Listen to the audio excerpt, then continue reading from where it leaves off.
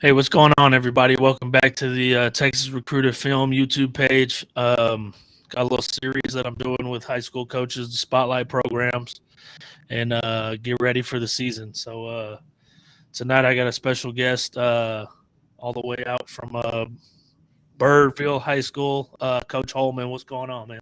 What's up, Craig? How are you, man? Thanks for having me. I'm I'm excited. doing good. Excited to chop it up with you a little bit. And man, so what's going on right now? Man, we're rocking and rolling. You know, we're heavy into our stuff for the fall. Guys are it's summertime's not spring is summertime's nice, but they spend so much time. And it's really two different seasons. You got the high school season and the AAU season. So spring and summertime, they're really committed and devoted to that AAU season. So it's in the fall, once they finish up all the live periods and stuff, it's nice to get them back on campus.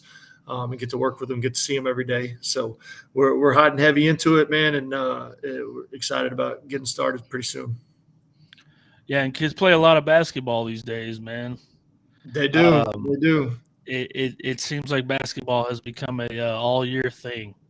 It is. I mean, for most of these guys, especially the varsity level players, like I said, it's two different seasons. You got your high school season, and then you're rocking and rolling into your AAU stuff and your grassroots stuff into the live periods. So yeah, it's a lot of basketball, and for some of them, it's a lot of travel. It can be a lot for them. So for people that don't know you, tell us who is Coach Holman? Man, luckiest guy in the world. I'm a husband, a father.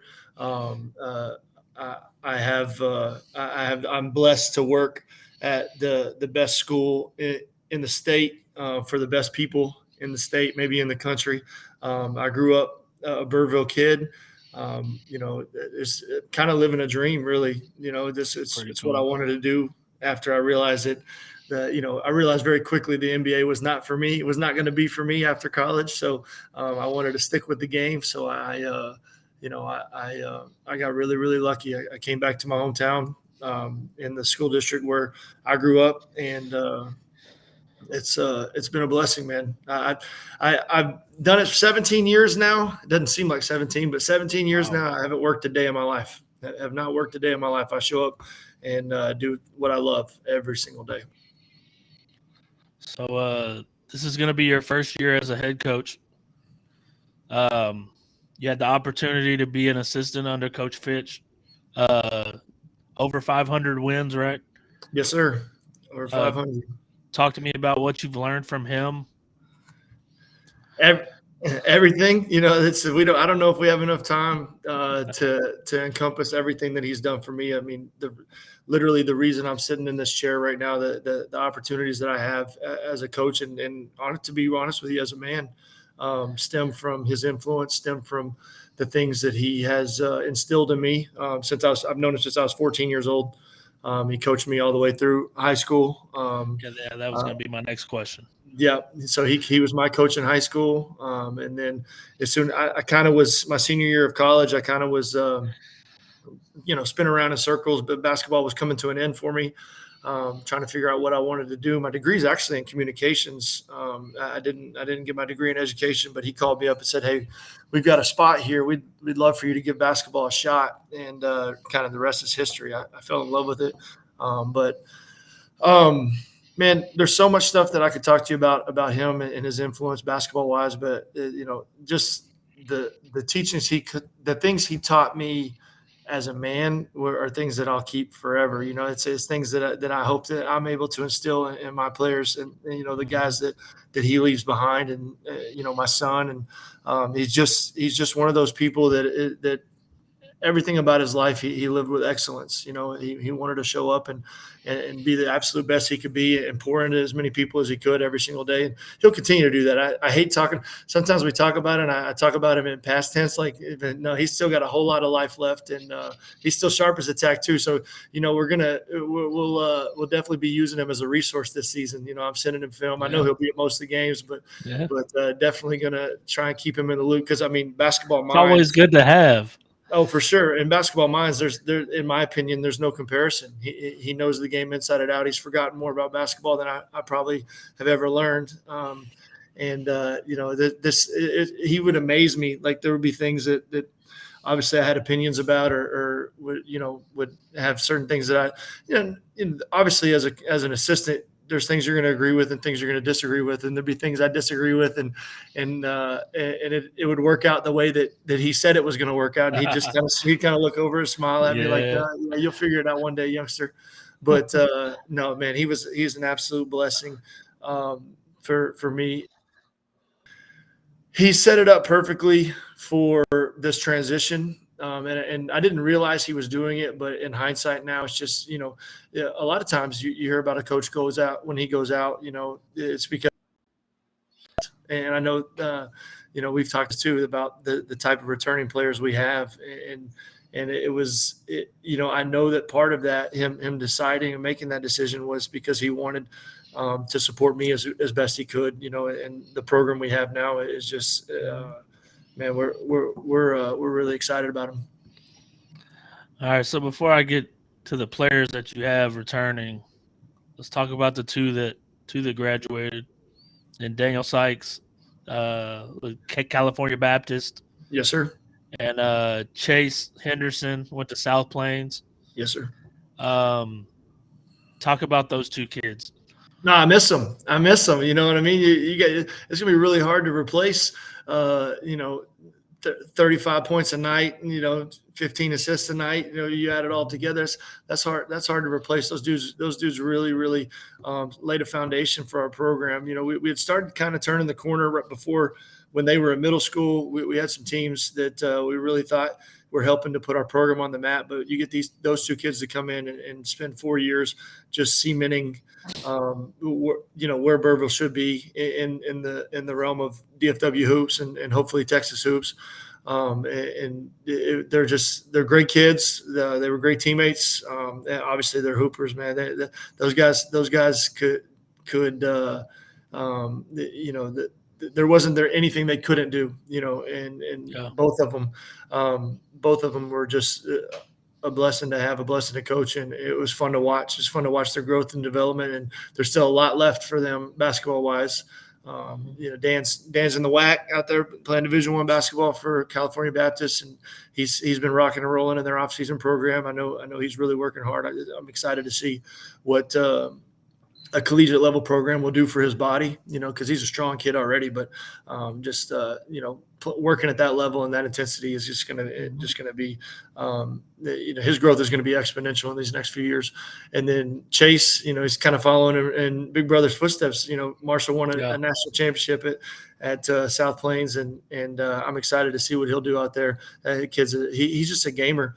Every time we needed a big bucket, every time we needed a big play, a lot of people, they think about him as a shooter, a scorer, but he made defensive plays for us. And he was a guy that it seemed like every time we needed a basket, every time we needed a play, you could count on Chase to show up and make it. So we're going to miss them. It's hard to talk about them because, we've been in the gym with them since they were in 6th, 7th, 8th grade.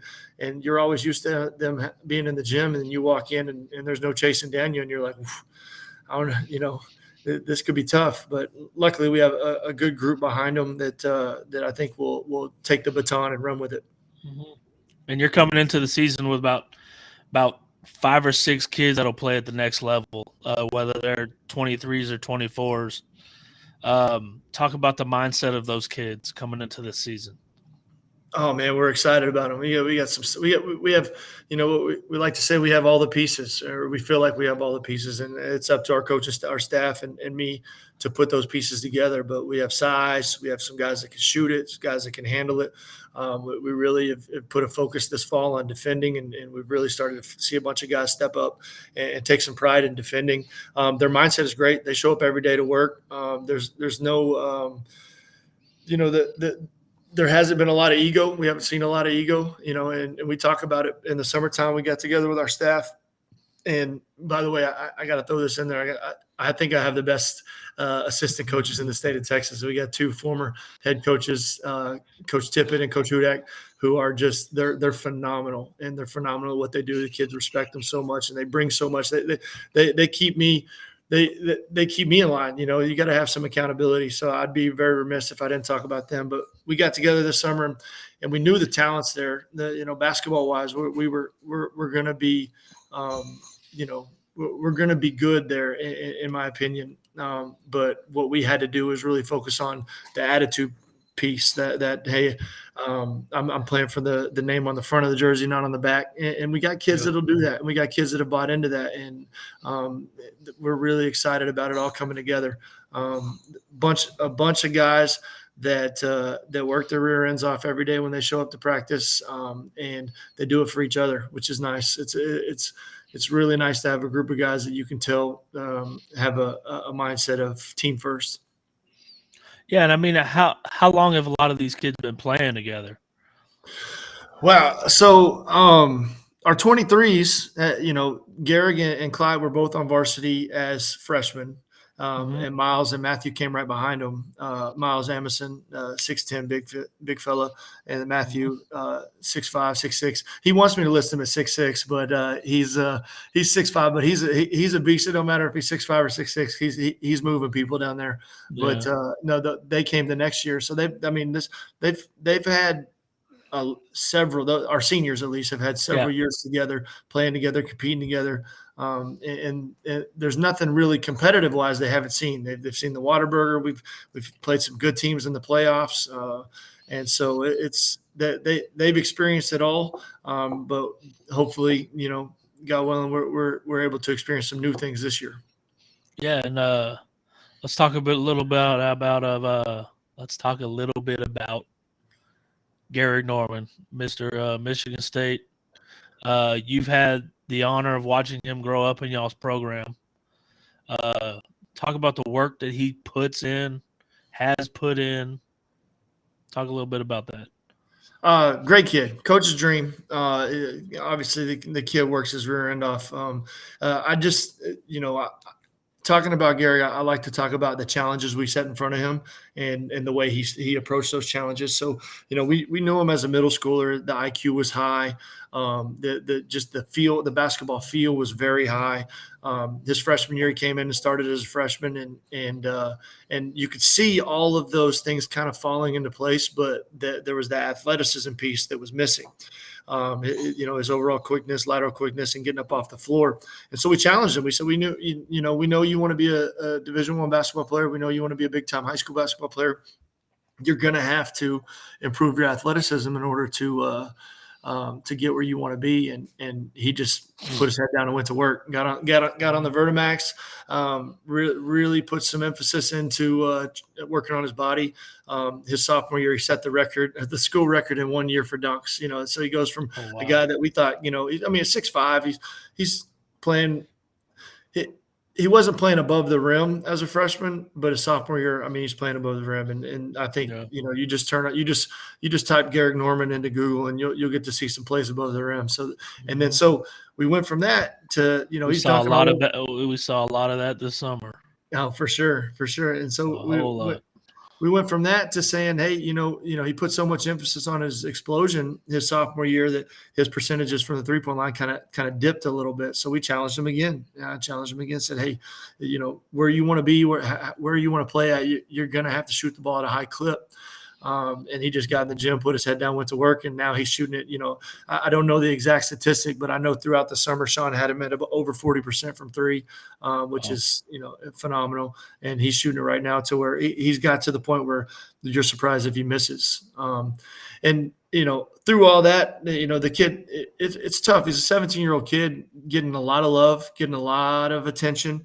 And it's all relative because he is a 17-year-old kid, but throughout that, his humility has been really good. He's got a good family, good foundation around him. From what I can tell, what I can see interacting with his teammates, he's still all about the team, which is, what you want. We're in practice and the ball's on the floor. The first guy that's going to be diving on the floor to go get it in practice is number 11. And that's that's good to have. When your leader can be the guy that'll give up his body to dive on the floor, then you're going to be hopefully in a good position as a team. And that's all of them. He's not the only jumping out there. Clyde took 10 charges in the TABC. He's giving up his body. That dude's all over the floor. We got a bunch of guys that don't mind sacrificing themselves for the betterment of the team. And if we can keep that up and continue to have them buy into that, then I think we're going to be okay. Yeah, and I don't know. You don't have to tell me, but I'm going to ask you anyways. How many prep schools have tried to come to him and get them to leave? You don't have to tell me who, because I know they're coming to him. Part of the job now for us is you have to kind of recruit your own players. You know what I mean? And so it's one of the reasons I try to be we try to be very active on social media while we try to brand our program, with showing the kids that they're going to have nice things that play for us. And then the atmosphere of when we have our guys, we tell them every day we love them, because there definitely is a new aspect to coaching high school, public school basketball that is trying to make sure that the guys that you have stay with you. And I have no beef with the guys that the prep schools and the private schools that do that, because that's part of their job. If I had not been fortunate enough to work at a public school and or work where I'm at, I'm not saying that fortunate over public school over private school, because I don't care. I'm just happy where I'm at. But if I was at a private school, I know that part of my job would be to go try and find players. And so you can't really have animosity towards that, but you have to make sure that you're watering the grass on your side, so the kids don't see that it's greener somewhere else. I mean, the big thing is for those high school guys, the high school coaches to be at those games and show face, and it's almost like, oh, that prep school's here. Well, I'm here too. So well, I want them to know. We want them to know. We want them to know we love them. We want them to know we support them. We want them to know. And Garrick has been a help for that, because we want them to see that you can play big time basketball and stay home. Stay home and play for your school, play for your community, do all the things that a normal high school kid can do. You don't have to go play this big national schedule. If you can hoop, you can hoop, and they'll come and find you. And again, please don't, if you're watching this, don't get that confused with me talking trash about prep schools or people making decisions, because you got to do what's best for your family. And I understand that completely. Some situations, are completely understandable, but just for our specific situation, we're trying to keep as many kids that come through our program. We can't go out and get new ones. You know what I mean? So if we lose them, then we're in trouble. So we got to do everything we can. Formulating relationships is the first part of it, making sure that that the kids know we love them and that we have relationships with them. I know what's going on in their life. I love to keep my phone is blowing up right now. I got a text right now from Matthew Zakaria. And so I'll text him back, and when we finish this text message, I'll send it back to him. I'll say, I love you, man. And ask him where he was yesterday. Yeah. So I can't give him too hard of a time for yesterday, because he was at church. Him and Josh go to church on Sunday nights, so they couldn't make the open gym. But no, those two kids, you got to get to know those. I like kids. Those two kids, man. The greatest. Great, dude. They walk in with that big old smile, and that they make my day. Those kids are incredible. Talking about size, man. Those two kids got some size. Monsters, Yeah, and they play like monsters. They play like monsters. They're built like monsters, and they're the sweetest dudes you've ever met. Yeah, that's good, man. I don't want to make them mad. So making mad is when the football coaches come walking down the hall and look at those kids and say, "Hey, what's going on there?" I said, I asked them. They said they didn't want to play, so they're hoopers. Yeah. I mean, those kids probably could play football. What kind of things have you been through that you try to pass on to your basketball players, as far as talking to them about life and just stuff that they're going to go through as they get older? Man, that's a great question. I was fortunate, I'm nowhere near as talented as most of these kids we have, but I was fortunate enough to play at the next level. So I have some experience there. And I've been doing this for a long time. And so the one thing that we tried to continue to preach to our kids, and not preach to our kids, but just hopefully they see it from us, is a response to adversity. Because in life, you're always going to have adversity. Things are great when things are great, but what do you do when things aren't great? What do you do when like Tyson says, everybody has a plan until you get hit in the mouth. And so when we do get hit in the mouth, when we do experience some adversity in life, how do we respond? And we respond with the two things we can control. And you've probably seen this. People are probably tired of seeing my hashtag attitude, because that's what our focus is. Effort in our program, attitude and effort are the two things you can control. You can't control the ref's call. You can't control, what the boss told you today. You can't control even God forbid a loss. You can't a loss in the family or a loss of someone close to you. You can't control those things sometimes. What you can't control is your attitude and your effort. You can't control your response to those things, or response to adversity. And that's what we try to preach to our kids through basketball is, hey, if we can learn how to respond to adversity and have a next play mentality, then I think that's a life lesson through it all. If you can create that resilience to adversity, to where that little bit of resilience or that lot of bit of resilience doesn't shut you down from what your next action is, what your next play is, then I think you can be successful in life, because you're going to have adversity. No one goes through life with no adversity. Sometimes it's a lot of adversity, sometimes it's not so much, but how you respond to it what makes you the man that you're going to be. And I want you to address the thing you always tell me about AAU hoops and high school hoops. Say that on the podcast so that everybody can hear. Well, I want people to know that I'm a high school, public school coach, and I'm absolutely an ally of the grassroots community. And I want people to know that there's always this unwritten, well, sometimes it's unwritten, sometimes it's written all over Facebook or all over Twitter or whatever it is. There's this beef or this animosity that those two things can't coincide. Those two things can't coexist. It takes a village to raise these kids. It takes a village to get these kids to school. It takes a village to win games.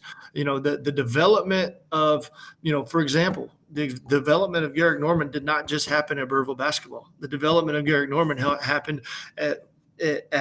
under Sean with 3D, obviously grinding on his own, and then also with Birdville basketball. And so if we didn't have that piece of Sean coming in there and really instilling some of the things that he instilled in Garrick and a lot of players, then he wouldn't be the player he is for us, And we want the kids to go out and compete throughout the summer, and we want the kids to go out and show what they have, because we've learned more than just these past few years, but you've learned that a lot of the recruitment, a lot of the offers, and that stuff comes during the spring and summer. And that's just the way it rolls.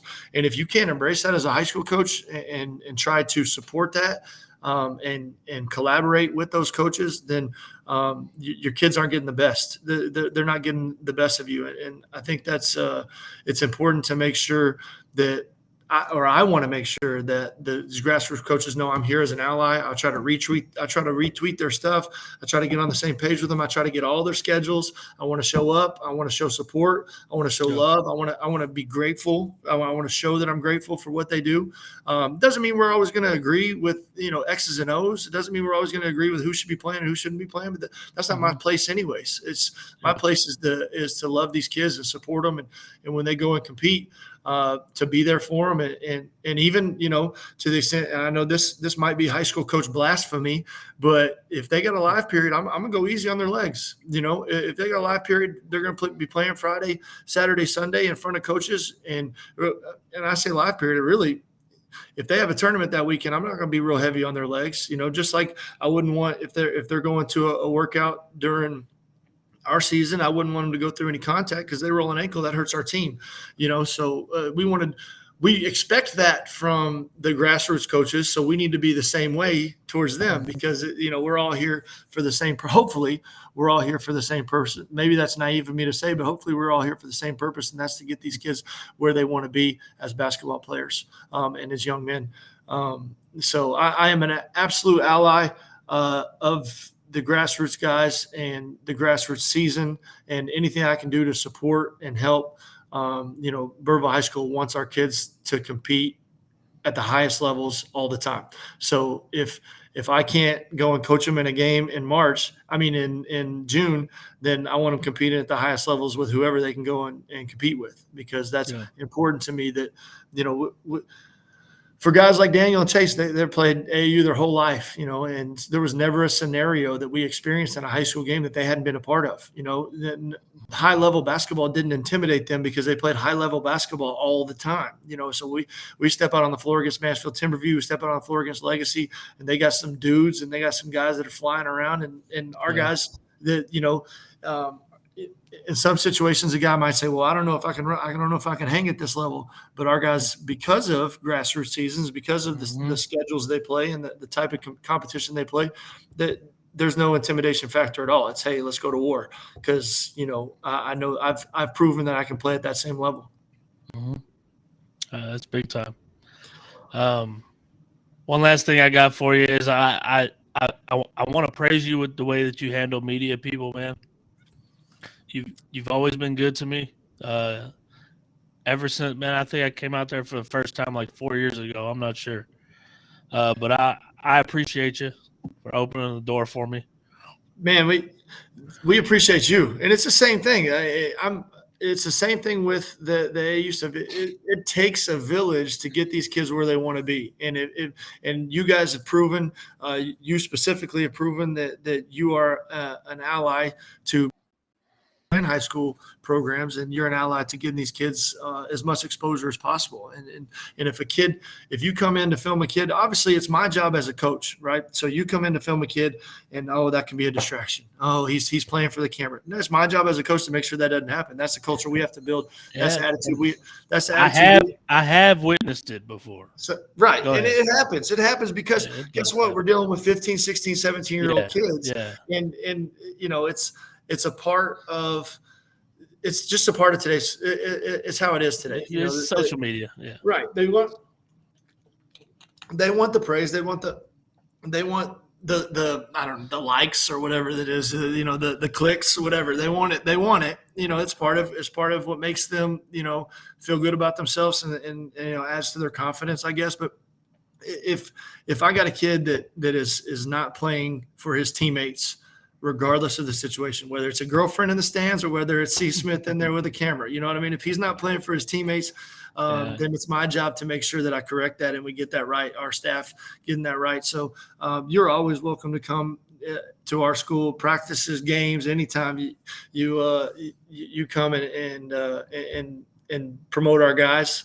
promote our program, because all that does is just, promoting our program, it cannot be bad, right? It cannot be bad. And I've tried to be, as accepting of as many people that want to come in and watch us play as possible, because, I know that is good for our kids. And I know it's good for our program. There's, 5, 6, 7 years ago, we had a group that was ranked as high as number 5 in the state. And we would show up places and we're ranked number 5 in the state, and people would be like, well, who's Birdville? Where's Birdville? What is that? And my goal is to say, hey, when people say, hey, Birdville High School, they know that, that's that program. You know what I mean? And you guys are part of that too. You were a part of making that happen for us. And, it's has nothing to do with me, has nothing to do with our coaching staff. It has everything to do with our players and how good our players have been. It's just been an absolute blessing. But it takes a village, and we're thankful for the people that want to support our program. We're thankful for the people that want to boost our kids and promote our kids. And if that's something that, I think the number one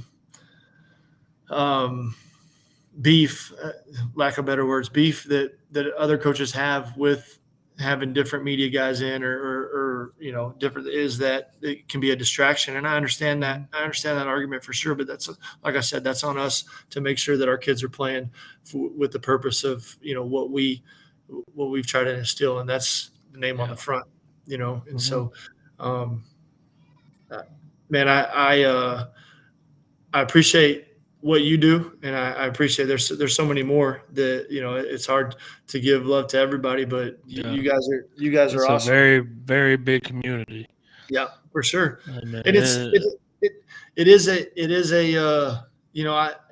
if I did have I guess now I'm gonna be rambling a little bit, but I'm gonna get up on my soapbox. If I did have one thing to say about our basketball, our DFW community, especially in terms of social media, is we do have a lot of grown men that like to talk about 15, 16, 17-year-old kids in a way that's not beneficial to them, and not a promotion of them. And that's just, to me, it just blows my mind. I sit back and say, man, I can't imagine or understand why that would be, why that would be even, something that came into your mind when you press send.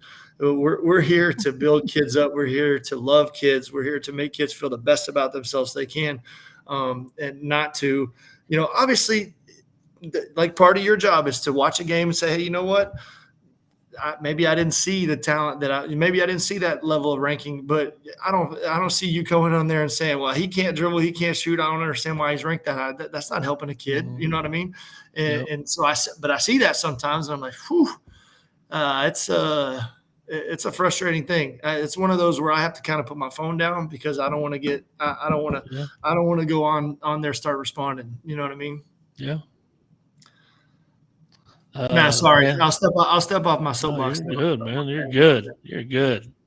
Hey, it's for the kids, and if you can prove to me, hopefully I'll prove to you, and I'll continue to prove to you that I'm for the kids. And nothing about this has anything to do with Coach Holman. It has everything to do with the boys and the people that came before us, and the kids that came before us that help us to get where we're at right now. Yes, sir. All right, well, I appreciate you coming on, man. I know y'all are going to have a lot of success this year. Y'all are going to have a gym pack full of crazy kids every home game. Shout out to the student section. Yeah, they're like the Cameron crazies. Yeah, I mean, we tell the guys, if you're, because every now and then, I've been here this is 17 years. Where are our students at? Where are our students at? You got to be good. If you're good, they'll come. You got to be good. You can't expect the student section. I mean, and football's not like that. Right. Football is Friday night lights. All the kids are going to be at the football game. Friday night lights. Yeah, for sure. So basketball. Every other sport, you have to be good for people to come out. Yeah. Mm-hmm. So we've been lucky, man. We've been really, really lucky to have some programs and have some kids. Like I said, just everything to do with the kids. And once they see that success, then the school gets behind us. And the school's always behind us. We have great people, great administrators, to teachers, the community members, parents. We have great people. But once we get it rolling, they get behind us, man, it's no better feeling for those guys, and we love it. Mm-hmm. All right, man. That's all I got for you. I'll probably see you this weekend. Oh, for sure, man. Gasso, we'll be missing a few, but that's all right. We'll get out there and compete. Let's let some of these young guys get after it. Yes, sir. All right, man. Good talking to you. I appreciate you, Craig. You're the man. Thank you, man. Anytime. Thank you.